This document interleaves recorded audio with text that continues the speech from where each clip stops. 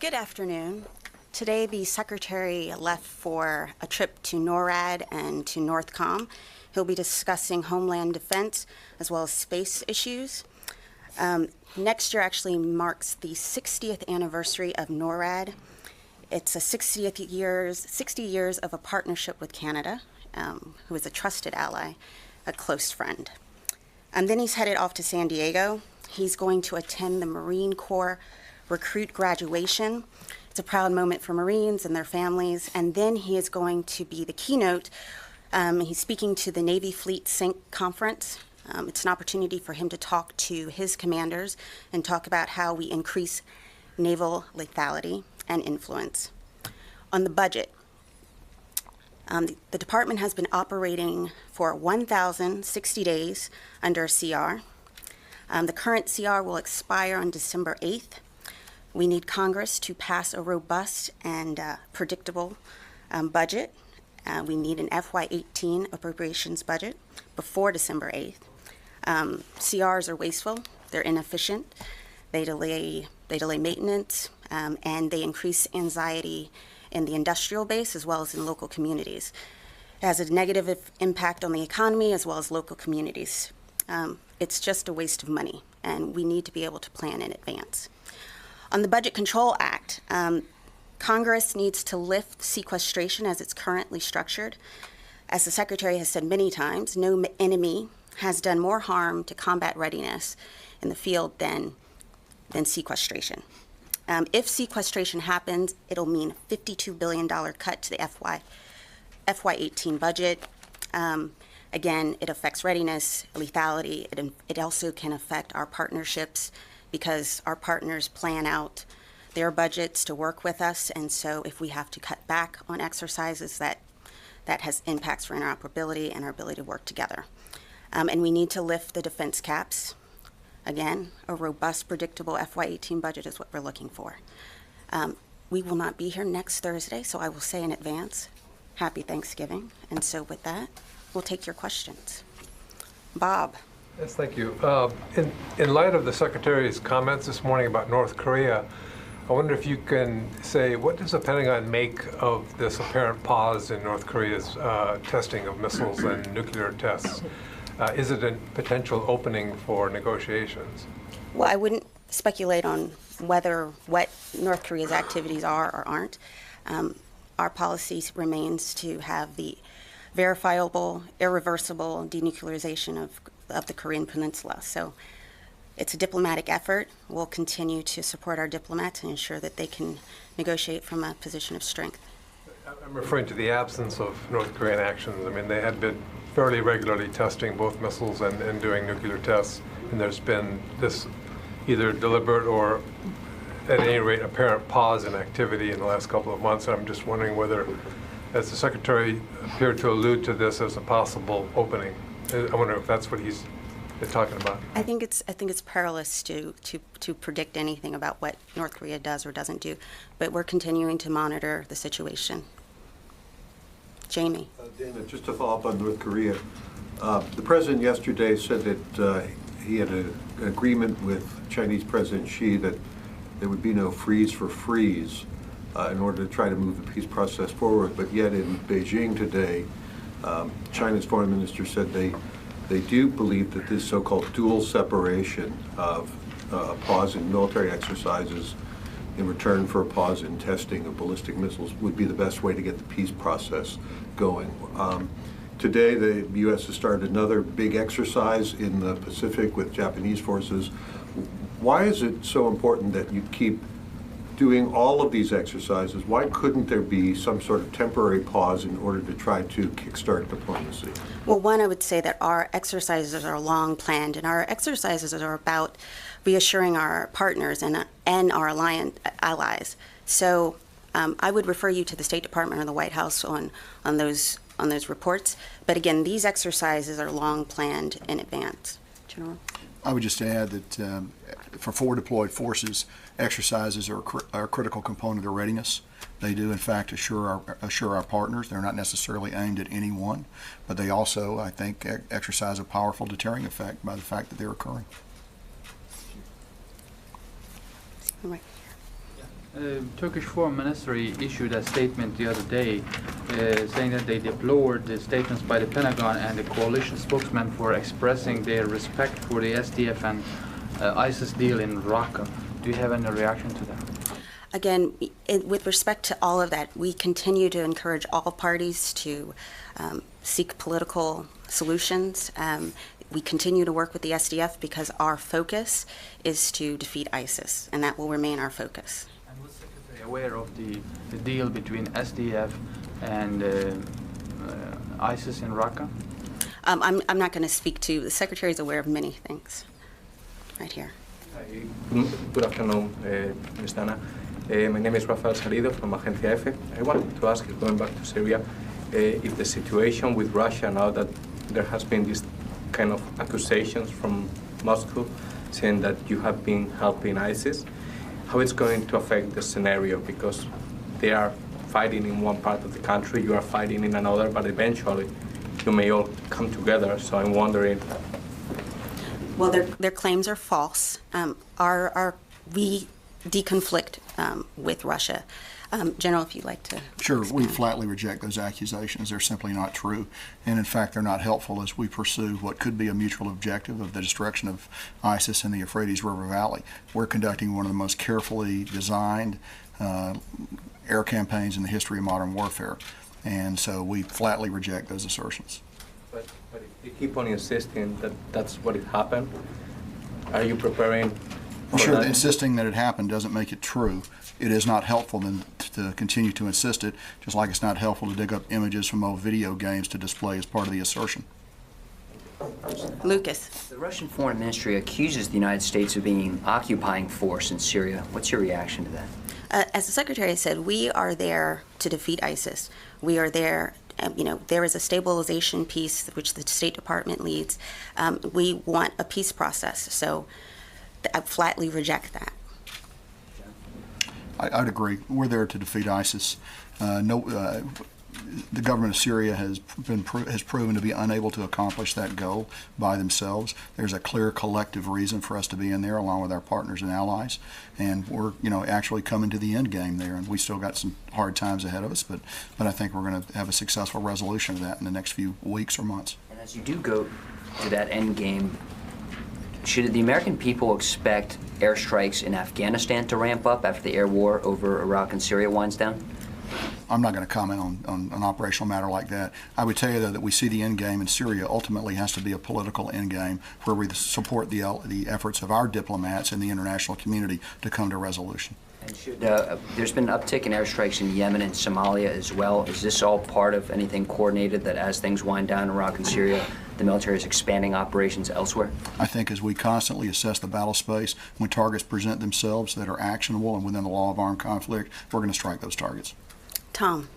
Thank you. When you talk about the end game, can you give us, just as we look ahead, some kind of idea about the form that's going to take? Obviously, it's going to be faster in Iraq.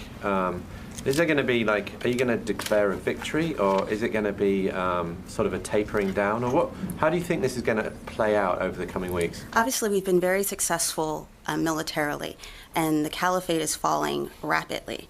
But again, as the chairman has said, this is an inflection point. We will have to, ISIS is still a threat, and it will continue to be a threat.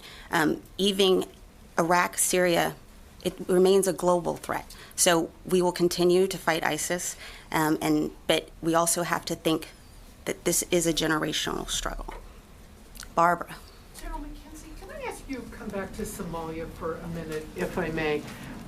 We've seen over the last week U.S. airstrikes in Somalia almost every day. So could you just talk about Somalia for a minute, and Africa more broadly, the terror threat in Africa? Why now in Somalia are you in fact seeing a more visible threat either from al-Shabaab or ISIS?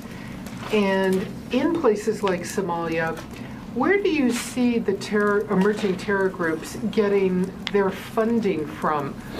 A lot of people suggest, believe it or not, that in these places they get funding from poaching, from illegal wildlife trade, from drugs.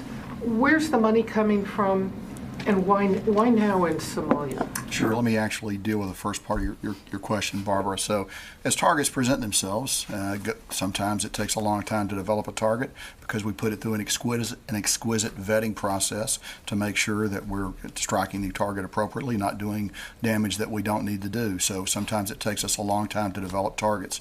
So there's no particular rhythm to it except that as they become available and as we're able to process them and vet them, we strike them. As to the second part, so I do not believe necessarily there's a ramp up. It's just the density of targets is such that now there's some opportunities to do those strikes. As for where the money comes from, we want to get back to you on that a little bit, but I would offer a general observation that stabilization of local governments and local security forces are the types of tools that would be necessary to reduce their ability to gather money illicitly inside a particular country. So it's to all our benefit to ensure that those structures within these sub-Saharan African states are built up to the maximum degree that we can do that. Right here. Yeah, hi, Sam McGrone, USA News. Yesterday, the three former secretaries of the Navy spoke at CSIS talking about the 355 ship Navy, and they touched upon some of the readiness issues that were exposed after the Fitzgerald and McCain collisions. And kind of a unifying theme that kept coming up again and again and again is one of these readiness, or a lot of these readiness issues are based around the fact that there isn't a really clearly articulated national strategy, and that's something that the building is supposed to have been working on since Secretary Mattis has gotten here. Can you give us an update on where y'all are on sort of that larger strategic picture and that larger view, and what you can share and when you're going to do that moving forward? We are working on the national defense strategy. It is still a work in progress. I don't have any details on the exact date. But it is what's going to ultimately drive our budget requests, and that is very important. The Secretary wants a budget that is driven by strategy, so that is what we will do in the NDS. Sure, but is that, so we'll expect to get a rollout with that parallel to y'all's FY19 budget submission, or we piece it out through what y'all are? I will come back to you. There's a rollout plan for that. It is still being worked, but we will unveil the NDS, and that is informing our requests, absolutely informing our FY19 requests. Always in the back. General, can you tell us how many U.S. troops right now in Afghanistan, how many in Iraq, how many in Syria? Sure. So in Afghanistan, the number we've been working with has been approximately 11,000. As you know, we've just completed a force flow into Afghanistan, so the new number for Afghanistan is now approximately 14,000. Might be a little above that, might be a little below that as we flex according to the mission. But with the additional forces that the commander has identified as needed and that the Secretary and the President have approved, the new approximate number for Afghanistan is 14,000. In Syria, we have about 503. Operating in Syria, and in Iraq we have approximately 5,262, I believe is the number. So those are the numbers. Now we're going to come back and apply the same process to Iraq and Syria that we have to Afghanistan, and begin to give you rounder numbers than what I've just given you right there. But those are the numbers that we're working with today as you asked the question. Are you still working on the process of providing additional numbers on Iraq and Syria? Because these are the force management level numbers. They might not be the actual numbers. We are still working on Iraq and Syria according to the standards that the Secretary laid out that we told you about. We revised the Afghan numbers. So we are still working on it according to those principles. In general, lastly, Afghanistan, your problems with airlift because of Puerto Rico, those are over, those are gone? The force is closed, and a tremendous job to U.S. Transportation Command and all the people that made that happen. Yes, it goes to show the robustness of the force and the ability to flex when unforeseen circumstances arise. I think it's a tremendous story about the global reach of the United States. Thanks. I want to go back to Tom's question about the end game in Syria. I'm not sure I understand. Are there going to be U.S. forces that remain after ISIS has been eliminated from all the major pockets inside Syria because the government of Assad is incapable of keeping them at bay? What's the strategy there? And then I have a follow-up. Again, our mission in Syria is to defeat ISIS. We need to defeat ISIS first. We are working with by, with, and through those local forces. We are, as Brett McGurk, Special Envoy, has talked about, there's a stabilization effort that's also going on. It's not just military. But again, our focus there. Does that include a military component, or are there going to be military elements staying? Again, we have to defeat ISIS in Syria, so we're going to continue that mission. And I won't speculate about the future, but there is a piece that also is about stabilization. And then on Zimbabwe, really quickly, have you received any sort of request from either the government or the military in Zimbabwe to aid with stabilization there? We are purely just monitoring the situation in Zimbabwe. You say that the ultimate goal in Syria is defeating ISIS, but Secretary Mattis the other day here said that the U.S. will keep its presence in Syria until the Geneva process, reach to a diplomatic solution. How are these two things, related to each other, defeat of ISIS and the Geneva process, which is dealing with the larger civil war in Syria? Again, we have to defeat ISIS, but there's also a stabilization. The Geneva process is going on. They're going on at the same time. They're simultaneous. It's not this or that. There's still ISIS in Syria, and we're still in a fight to beat them. Right here in the middle. Thanks. Jessica Stone with China Global Television. I had a few questions just clarifying where we are in some Asia issues. President, obviously with Seoul, talked about increasing the payloads on the Seoul's missile defense system. Do you know where we are with that? And do you have any updates on the arms deals that were announced? I don't. I would refer on some of those things to the State Department, but I will come back to you if we have any other further comments on that. Any plans in the works to do, in the past there's been mill-to-mill with China. Is there any immediate plans to do an exchange of any kind in the next few months? I don't know of any plans at this moment. Right here. Alex Wharton, Washington Post. There was a Pentagon IG report today about sex abuse allegations among Afghan forces. There was 16 that they found, but they also concluded that before 2015, there was a lot of failures to train forces going there on how to report these abuses. So is the Pentagon ready to acknowledge that it put troops in situations where they had to take matters into their own hands? And I'm talking about Major Jason Bresler, Army Captain Dan Quinn, who had to take matters into their own hands to resolve this issue. Do you acknowledge that you put them in that position? And what are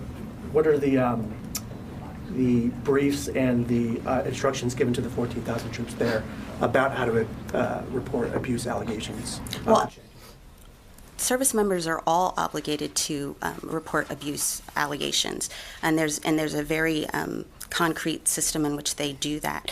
But to the specific allegation, I would have to come back to you. But General, if you'd like to speak more to it. I haven't seen the report, so I can't comment on it. I'll certainly take a look at it.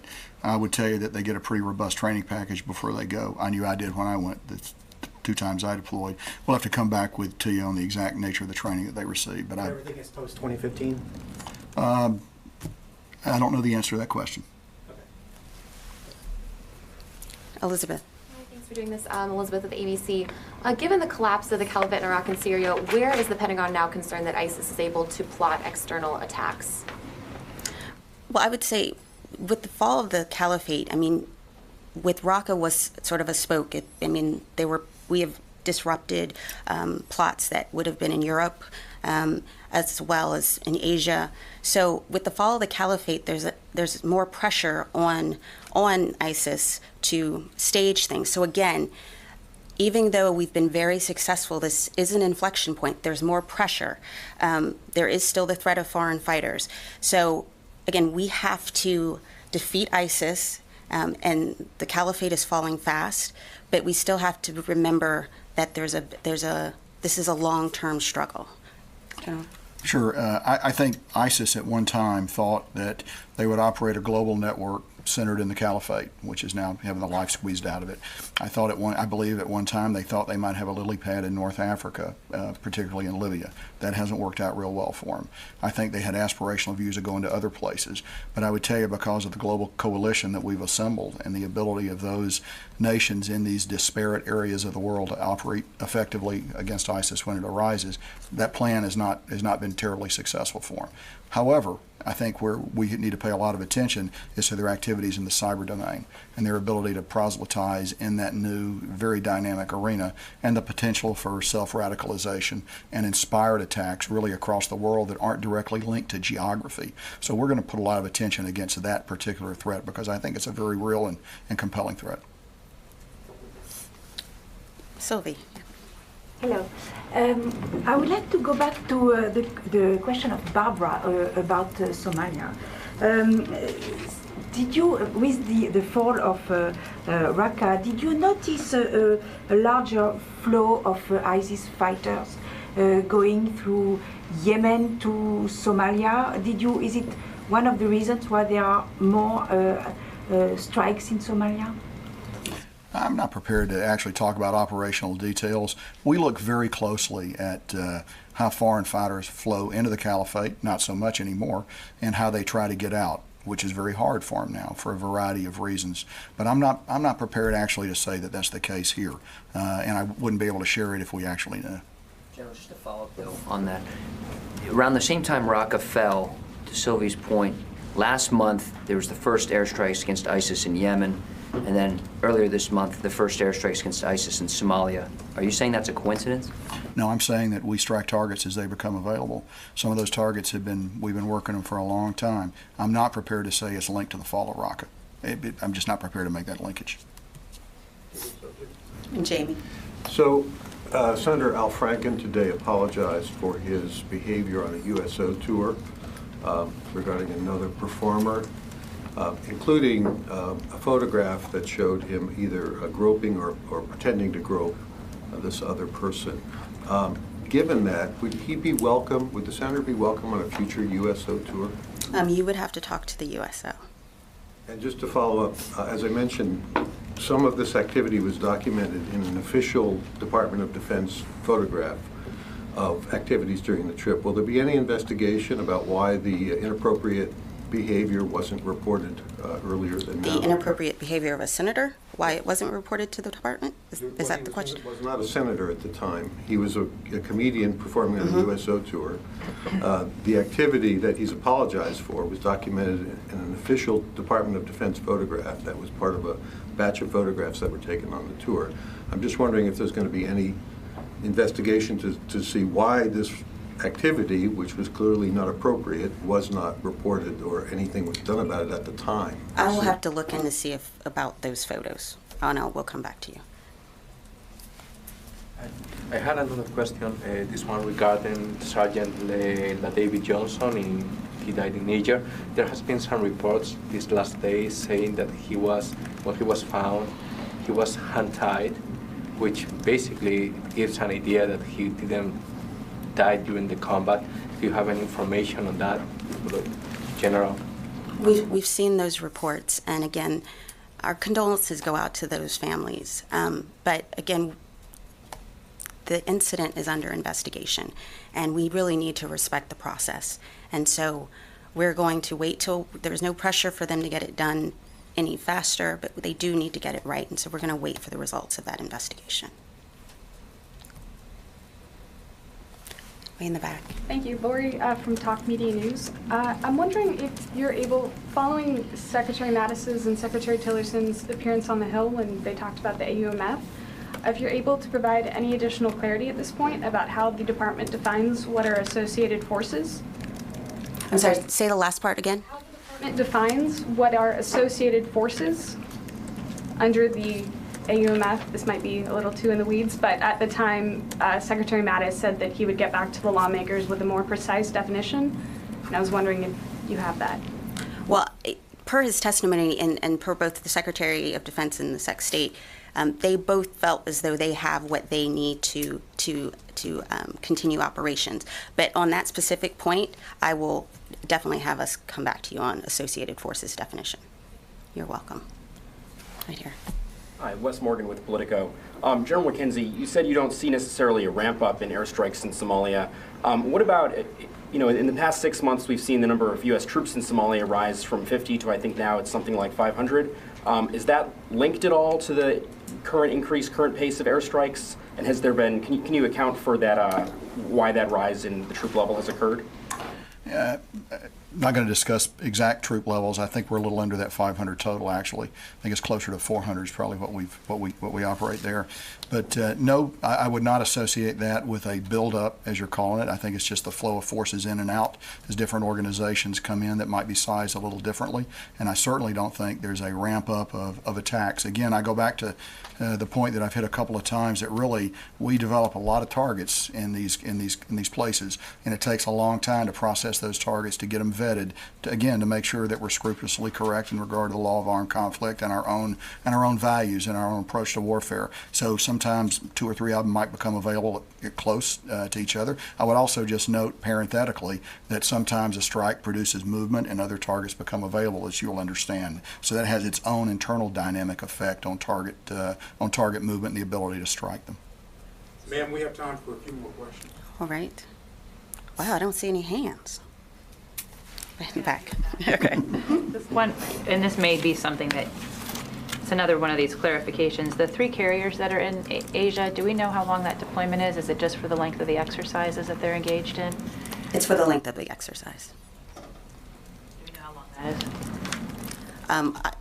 General. I believe that exercise is complete, and the carriers have actually disaggregated and begun to move on their own individual deployment patterns. Alana? Earlier this week, I understand that the South Koreans had discussed asking for help should an evacuation be needed out of, the Japanese had asked for help in evacuations out of South Korea should that situation arise. I know we always have plans underway. Would the military be in a position, I understand they have to, under the purview of the South Koreans, but would the U.S. military be in a position to help other foreign nationals leave should the situation arise? We always plan, there are lots of contingency plans, and we're always going to help our allies in the region, and so there are always plans.